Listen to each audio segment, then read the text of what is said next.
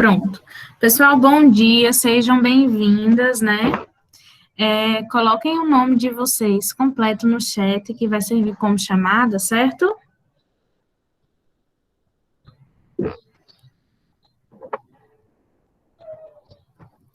Hoje a gente vai dar continuidade àquela aula sobre os movimentos artísticos do século XX, né?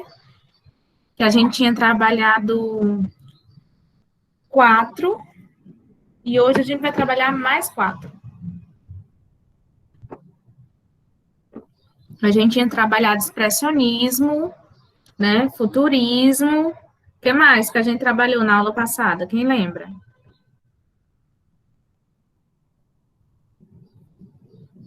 Pessoal. Cubismo. O que mais? Tá faltando só um dos movimentos. Alguém pode citar? Fauvismo. Futurismo, fauvismo, expressionismo, cubismo. Muito bem, gente, muito bem. Eu vou começar a partilhar aqui o slide e vocês me informam se tá dando para ver.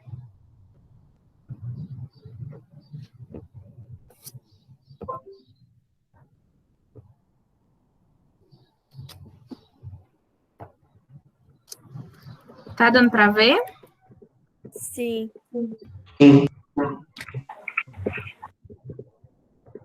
Prontinho. Hoje a gente vai iniciar com o abstracionismo. Quando alguém fala em abstrato, o que é que vem na cabeça de vocês? Qual é a ideia que dá? Uma coisa sem sentido, que não tem nexo. Que não tem nexo, sem sentido. O que mais?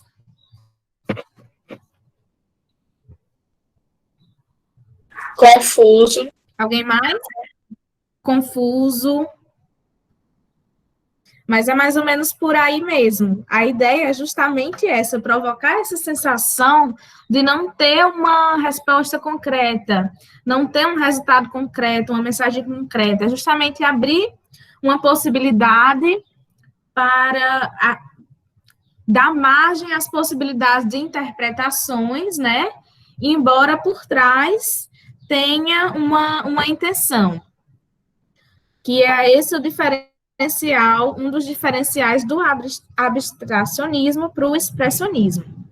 E aí a gente vê o abstracionismo, vou passar aqui para vocês verem essas duas imagens de dois artistas, né, dos vários artistas que a gente tem do abstracionismo, e eu queria pedir para que vocês observem e me relatem qual a sensação e a informação que vocês estão recebendo ao observar para essas imagens.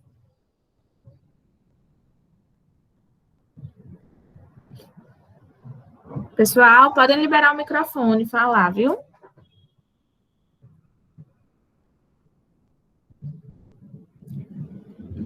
Pedro, Júlia, Kathleen. Vocês estão conseguindo ver as imagens? Sim. Sim.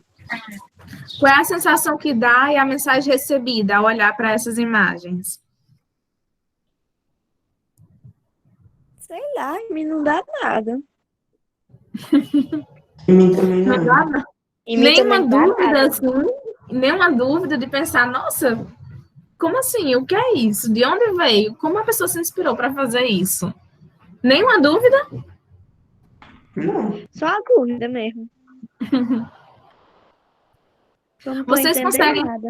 Vocês conseguem perceber que nessa imagem aí do lado esquerdo, essa tela, ela lembra um pouco daquelas artes rupestres que os nossos antepassados faziam em algumas cavernas? Sim. Vocês têm essa sensação de a semelhança? Sim. Pronto. Outro detalhe, né, da arte abstracionista é que é uma das características também de algumas artes rupestres encontradas pelos nossos antepassados. E aí, voltando aqui às características, a gente vai observar que no abstracionismo há um rompimento, né, com o clássico renascentista, ou seja, há uma nova forma de se produzir arte fora daquelas normas, né? Não é o único movimento que propõe essa ideia de diferenciar, de revolucionar a forma de produzir a arte.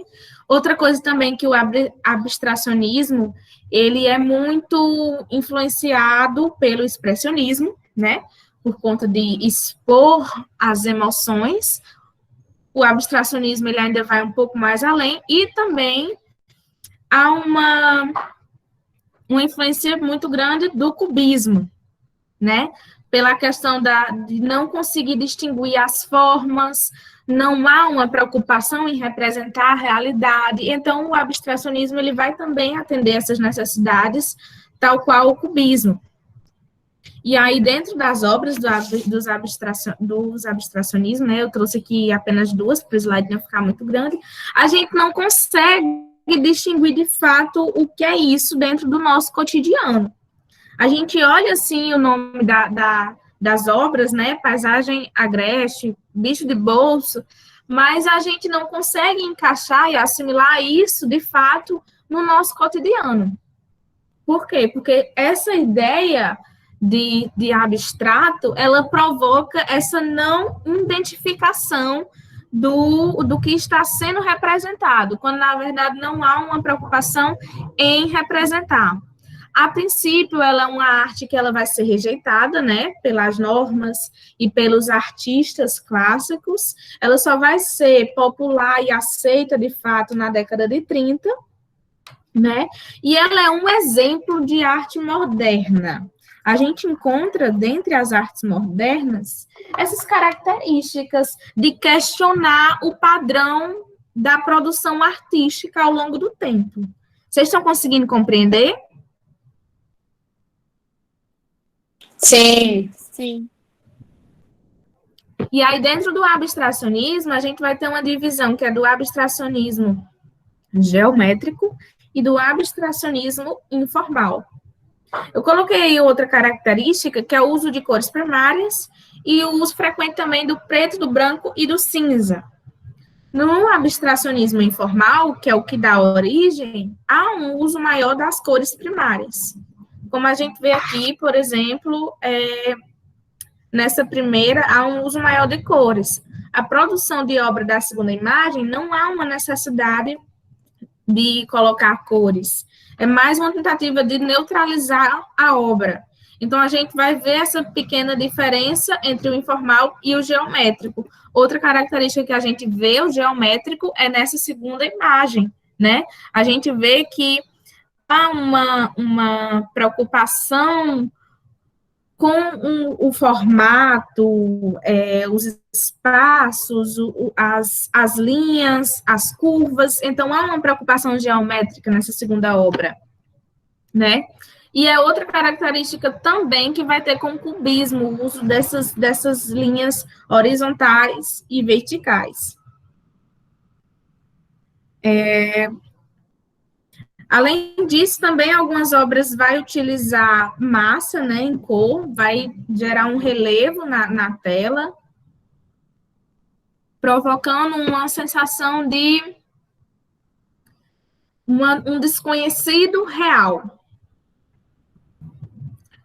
Bom, e posterior ao abstracionismo, sim, falando um pouco aqui dos pintores, dos autores, né?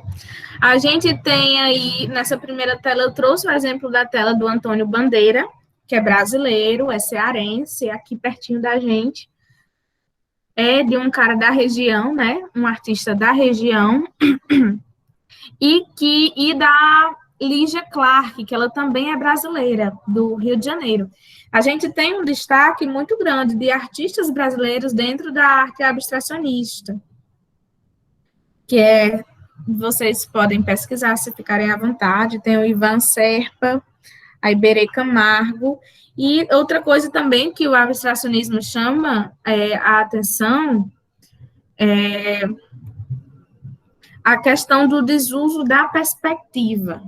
Não há uma preocupação com a perspectiva com o rumo em que a obra está tomando. Gente, aqui ficou alguma dúvida dentre essas características? Deu para entender?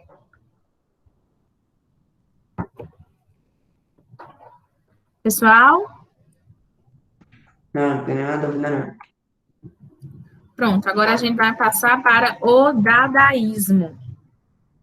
O dadaísmo, ele é mais do que um movimento artístico, ele é um movimento literário, ele chega a ser um movimento musical, e ele é principalmente um movimento filosófico e político. Como assim?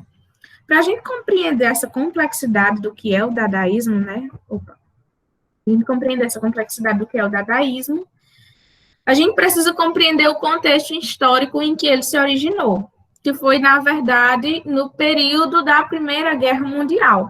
Então, foi um movimento que surgiu em protesto contra a guerra, porque a guerra já estava deixando consequências profundas na sociedade, né, da questão de necessidades básicas e o mau funcionamento de distribuição e da própria política nos estados. Então, a arte ela vai surgir como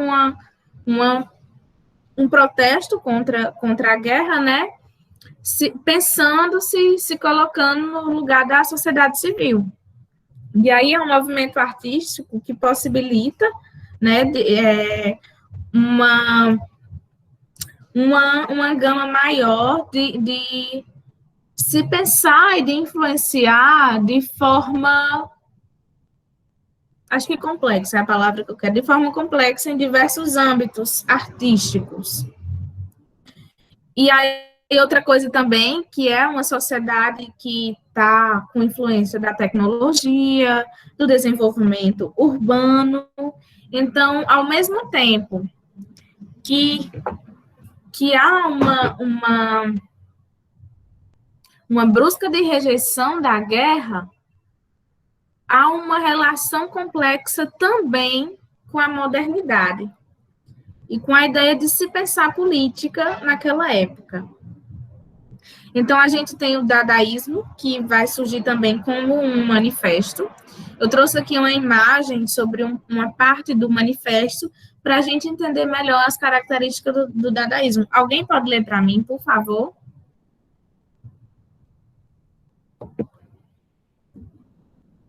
Pessoal? Eu leio. Pronto. Dado é uma nova tendência da arte. Percebe-se que é porque, sendo até agora desconhecido, amanhã toda, a Zurique vai falar dele. Dada vem do dicionário, é Bestialmente. bestialmente simples em francês. Quer dizer cavalo de pau.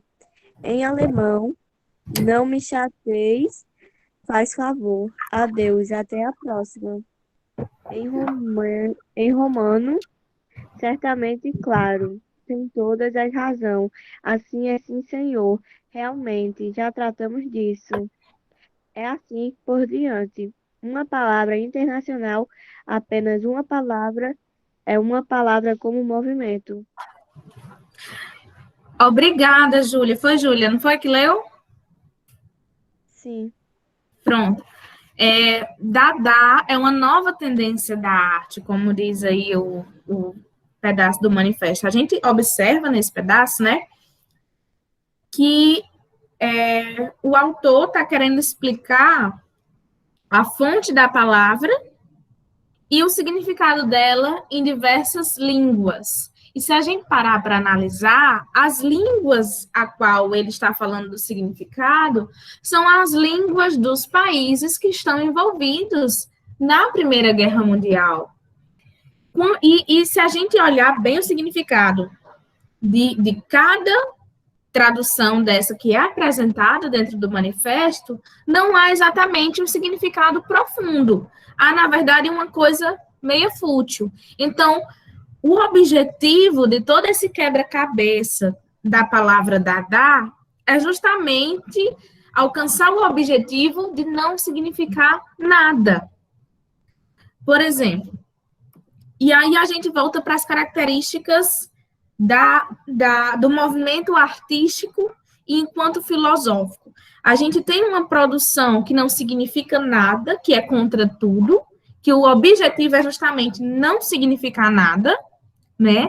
E outra, além disso, é justamente criticar as instituições sociais e contra a própria forma de se fazer cultura e, é, e contra a própria arte, no sentido de aceitar uma nova forma de se produzir arte, sem que haja regras e respeitando o acaso no sentido de caos. Então, há uma aceitação do caos. E se a gente parar para analisar, parece um pouco contraditório, mas, poxa, professora, eles estavam protestando contra a guerra, e como assim aceitam o caos? Há uma aceitação do caos dentro das produções e do movimento artístico. O caos que eles estão trabalhando dentro desse movimento é o acaso. É tanto que eles também pensavam, eles queriam propor uma nova ideia de construção política a partir do acaso. E algumas de suas produções também eram feitas pelo acaso. Tinha alguns artistas que produziam poemas, embaralhando palavras e as retirando, e ali construindo um poema. Ou seja, um poema construído pela a escolha das palavras sendo da forma aleatória, pelo acaso. Então, eles acreditavam profundamente nesse ideal e aplicavam isso de forma filosófica, política, na produção textual e no sentido das produções artísticas, né? E aí a gente tem a filosofia do movimento, né? Que a gente vê que há uma junção da diversidade do não significar dos países envolvidos e dos artistas envolvidos para poder expressar o quão a arte ela pode ser aleatória. Além disso, se a gente parar para analisar, o Dada aqui, ó, vocês conseguem ver o mouse? Pessoal? Sim. Sim. Pronto. O Dada lembra mais ou menos a linguagem de uma criança, quando ela está aprendendo a falar, não é verdade? O Gugu Dada, por exemplo. Há uma tendência a uma linguagem infantil. Por quê? É outra forma de protesto. Porque eles viam os adultos como responsáveis por toda a guerra que estava acontecendo, por toda a confusão mundial que estava acontecendo. Então, há uma negação dos adultos e uma exaltação do infantil, né? E outra coisa também é que a produção, ela não se preocupa com a estética. Na maior parte das apresentações que são feitas, há um tanto de ironia, um querer brincar com as artes, um querer brincar com o que se apresenta, um querer brincar com os poemas que são feitos. Então, há uma não preocupação com a estética e a influência da ironia nas apresentações e nas diversas manifestações. Até aqui deu para todo mundo entender? Sim. Eu trouxe aqui 2 exemplos de 2 grandes artistas do dadaísmo, que é o Duchamp e o Haussmann, né? Que, se a gente parar para analisar ali o Duchamp do lado da roda da bicicleta, o que vocês acham que significa aquela obra da roda da bicicleta, de acordo com o que eu acabei de falar?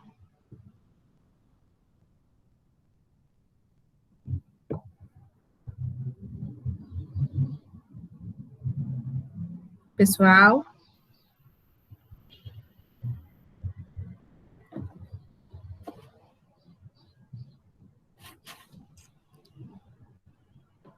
Ninguém acha nada?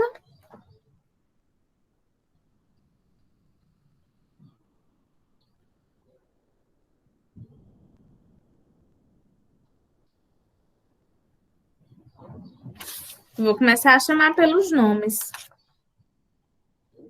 Pode repetir a pergunta?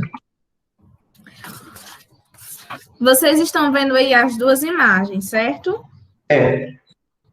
De acordo com o que eu acabei de falar sobre o dadaísmo, o que vocês acham que significam essas obras? A roda da bicicleta e a cabeça mecânica.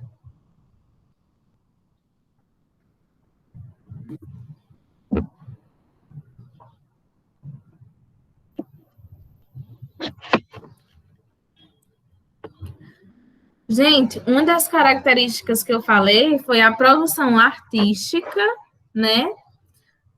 Pela prática aleatória, pelo acaso.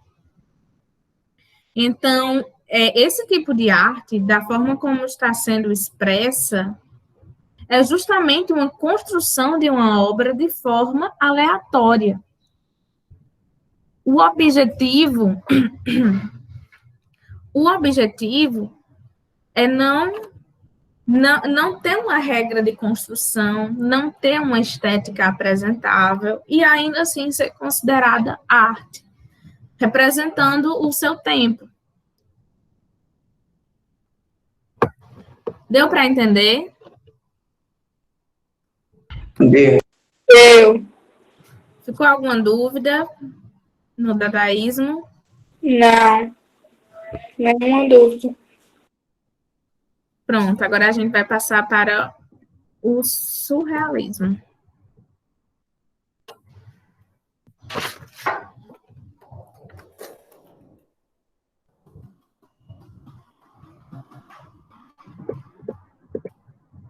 Bom, o surrealismo, assim como o dadaísmo, né, ele também é um manifesto. Ele vai se manifestar e ter ideias tão complexas quanto. De que forma? A gente... Peraí.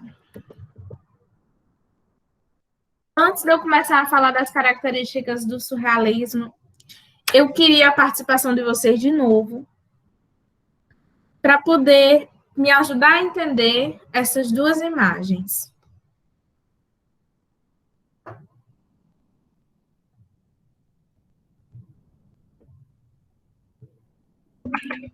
Não tô entendendo nada, não. Como não? Vocês não estão vendo? Vendo a gente, eu tô, mas eu não tô entendendo isso. Vendo a gente tá, só que a gente não está compreendendo Não do que dá, a imagem quer passar pra gente. não dá para compreender o que a imagem está passando para vocês? Não, tipo, Não. um olho olhando pro óculos, Não. de coisa ali. Não é entendendo nada. A primeira imagem fala alguma coisa sobre o tempo, só não sei o que é. Sobre o tempo, Verdade. será? Pode ser. Porque Tem um monte de tem um monte de relógio ali, morto. Relógios mortos, faz sentido. É O que mais? estranho. É estranho. E se a gente encaixasse a palavra surreal? Vocês já ouviram falar sobre o conceito de surreal? O que significa surreal? Podem responder, viu?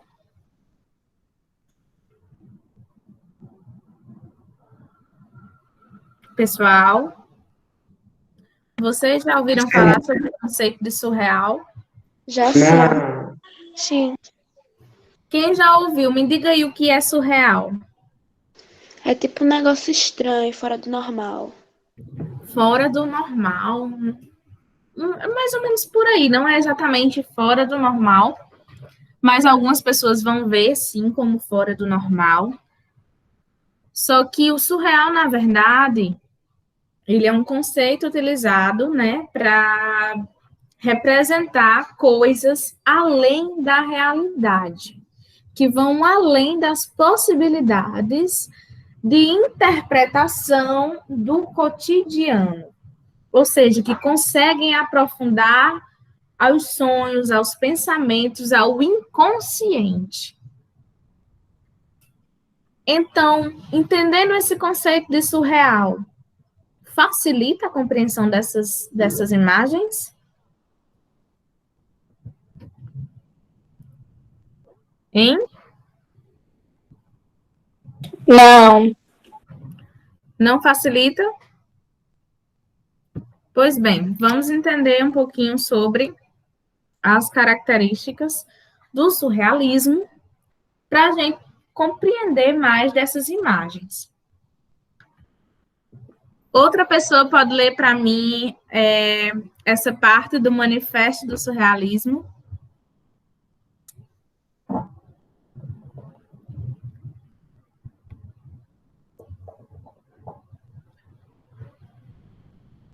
Eu vou chamar pelo nome. Eu leio. Pois leia. Tá dando para ver? Uhum. O surrealismo é o automatismo psíquico em estado puro, mediante a qual se propõe exprimir verbalmente, por escrito ou por qualquer outro meio, o funcionamento do pensamento, ditado do pensamento, suspenso qualquer controle exercido pela razão, alheio a qualquer preocupação estética ou moral. Valeu, Pedro. Bom, lendo um pedaço do Manifesto do Surrealismo, principalmente esse daí, a gente consegue identificar que o surrealismo ele tem uma tentativa de desprender das correntes morais, das correntes estéticas. Aí você pode me perguntar, mas professora, as outras vanguardas, os outros movimentos, eles também não se preocupavam com essa questão da expressão? E aí eu coloco em xeque a fala de uma das nossas colegas, né? Que disse, olhando para as imagens, disse, é uma coisa fora do normal. Então, a gente tem uma tendência a normalizar as outras estéticas e não normalizar o surrealismo, não normalizar o surreal, porque, a princípio, parece uma coisa estranha entre aspas, né? Então, o surrealismo ele vai muito mais além do que a simples ideia de se expressar livremente, de se expressar abertamente, mas vai ao profundo de expressar com liberdade o seu inconsciente, o inconsciente do artista. E aí, no final, a gente tem, né? Ditado do pensamento, suspenso, qualquer controle exercido pela razão, alheio a qualquer preocupação estética ou moral. Ou seja, o surrealismo ele não tem nenhuma preocupação com nenhuma amarra ou regra ou forma ou estética de como se produz e se propaga a arte. A única preocupação, e que não é uma preocupação, é a expressão do artista a partir dos seus profundos pensamentos inconscientes. E é nesse trecho que a gente vai perceber também uma aproximação e uma abordagem filosófica com material produzido por Freud naquela época, sobre a psicanálise e a questão do inconsciente, de que o consciente, né, ele é raso, aquilo que a gente vive, busca e vive no cotidiano, é uma coisa rasa, mas o inconsciente é muito mais profundo e guarda muito mais coisa da gente do que o consciente. E aí o surrealismo ele surge, né, como uma resposta ao racionalismo e ao materialismo, como uma forma de fugir desse campo racional e ir para o interior mesmo, né? O interior do artista. Surge como um manifesto que vai pregar uma nova forma Ah, meu Deus, gente, só um minutinho, minha gata. Tá destruindo aqui minhas plantas. Dara!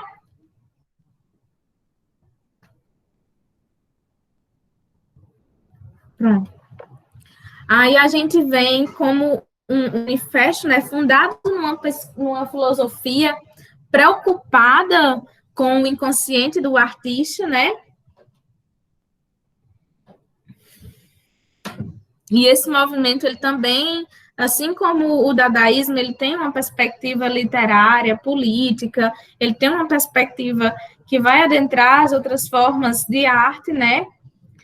E há um desprendimento do conteúdo que é colocado, das produções, juntamente com as expressões. E aí o surrealismo, ele vem com essa tendência de romper com o comum.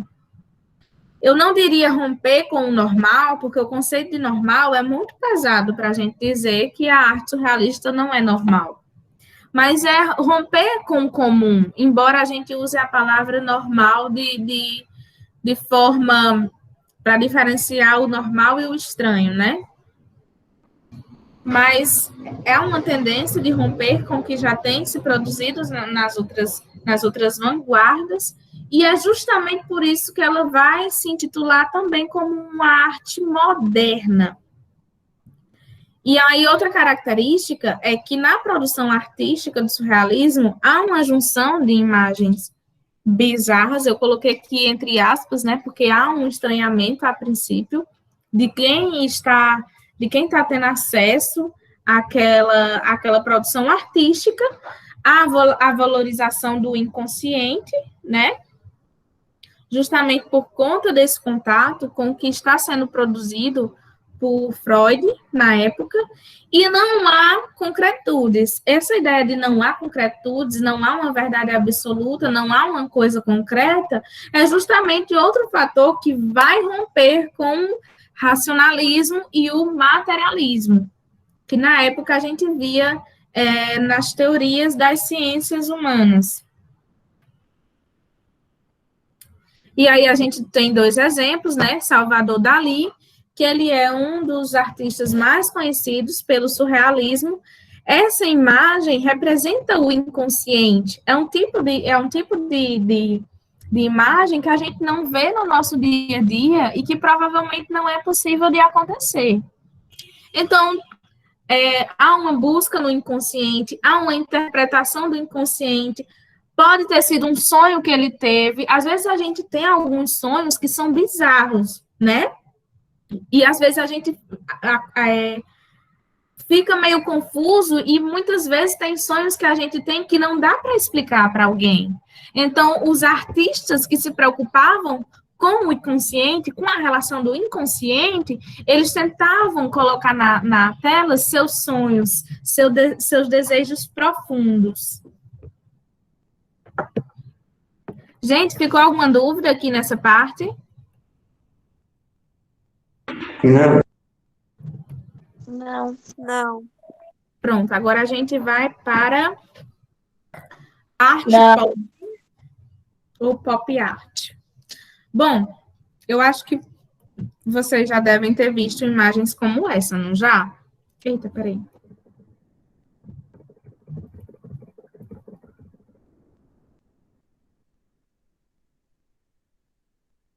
Vocês já viram imagens como essas? Em redes sociais, em aplicativos. Eu já vi, eu não estou lembrado. Em algumas, nessa segunda, é o que a gente chama da collage, que é você pega vários elementos, né, de outras imagens e tenta adequar, casar ali o espaço com elementos novos. Tem a questão das cores, tem a questão dos elementos do nosso cotidiano, da própria juventude em si. E nessa outra imagem, a gente tem também uma junção de cores, né? Só que ela é um tanto, assim, menos identificável. e a gente tem rostos, a gente tem alguns aspectos humanos, aspectos cotidianos, aspectos imaginários, aspectos tecnológicos. Então, é uma junção muito grande de informação dentro da produção dessas artes. A arte pop, ela é uma reação ao abstracionismo, né? No abstrato, a gente vê que é uma coisa difícil de se enxergar a forma. Já na arte pop, ou na pop art, a gente vai ver que a gente consegue identificar os elementos de forma tanto isoladas, quanto de forma em conjunto. Embora a intenção do produtor, né, do artista, é justamente conciliar as informações e inovar um novo olhar sobre a sociedade. Dentre as características da arte pop, né, justamente tem esse nome, porque é uma arte popular, é uma arte que se preocupa com a cultura de massa, que tem a intenção de incomodar a cultura de massa, né? É uma arte que surge na Inglaterra, mas que vai ter impacto muito grande na sociedade ocidental estadunidense, que vai surgir como uma crítica à própria indústria cultural. Por quê? Porque a indústria cultural, ela vai meio que nomear, ela vai, ao mesmo tempo que ela vai segregar, ela vai juntar alguns elementos para poder identificar o que é cultura de massa e o que não é. Então, ao mesmo tempo que algumas artes, elas vão se distanciando da cultura de massa e ficando no campo do clássico, no campo do elitismo, outras artes, elas vão ser mais compartilhadas, disseminadas, e todo esse processo, né, de fazer parte do cotidiano e de não fazer, há uma influência muito grande por trás da indústria cultural, seja a arte imaterial ou material, como, por exemplo, a música, o cinema, né, que é imaterial, ou as próprias produções de tela, de artes plásticas, enfim. E aí a arte pop, ela surge com o intuito de criticar essa sociedade moderna, de criticar esse cotidiano. É tanto que algumas imagens, que eu não trouxe muitas, mas ó, nessa segunda imagem aí de Peter Black, a gente vê a bandeira dos Estados Unidos, a gente vê ícones de uma sociedade mais elitizada, a gente vê a tendência do liberalismo social. Então, são muitos elementos na tentativa de mostrar uma sociedade moderna, mas de implicar também com o alto consumo dessa sociedade. Em algumas outras artes, a gente pode substituir a bandeira dos Estados Unidos, por exemplo, pela Coca-Cola, pela cerveja, pelo cigarro, esses produtos que vão fazer parte da vida cotidiana americana. E há uma crítica muito pesada sobre o consumo exacerbado dessa indústria, dos industrializados. Então, a arte, ela vai surgir com esse propósito, né? E também colocar o homem para repensar o seu local de conforto enquanto ser consumista. E aí, outra característica também é que a criação desse projeto da arte pop, ela justamente tem base nos objetos promovidos pela indústria, promovidos pelo mercado. Como eu falei há pouco, né, sobre a questão do refrigerante, a gente vai ter a pipoca também, o uso de HQs, né, histórias em quadrinhos, alguns recortes e histórias em quadrinhos, juntando com alguns outros elementos, a gente vai ter panfletos também, e a maioria desses elementos que vão se encaixar dentro dessas artes são elementos ligados à publicidade, há uma certa propaganda para que haja um alto consumo daquele produto. Então, esses produtos, né, publicizados são objetos de criação dessa arte na tentativa de questionar a vida moderna. Até aqui ficou alguma dúvida? Não. Não. Nós terminamos bem em cima da hora. Ninguém quer Quem já perguntar? colocou o nome completo pode sair? Peraí, viu? Todo mundo já colocou os nomes? Sim. Todo mundo que está... Eu coloquei. Pronto. Pronto. Então, eu acredito que sim. Ninguém quer perguntar alguma coisa, tem alguma dúvida, algo relacionado à arte moderna, comparação de produções artísticas, filosofias. Pronto. Não. No mais é isso, né? A gente conseguiu terminar ainda faltando 2 minutos. Então, até a próxima aula, né? Tchau, cheiro para vocês, boa semana, assistam às aulas, não percam as atividades. Até mais. Tchau.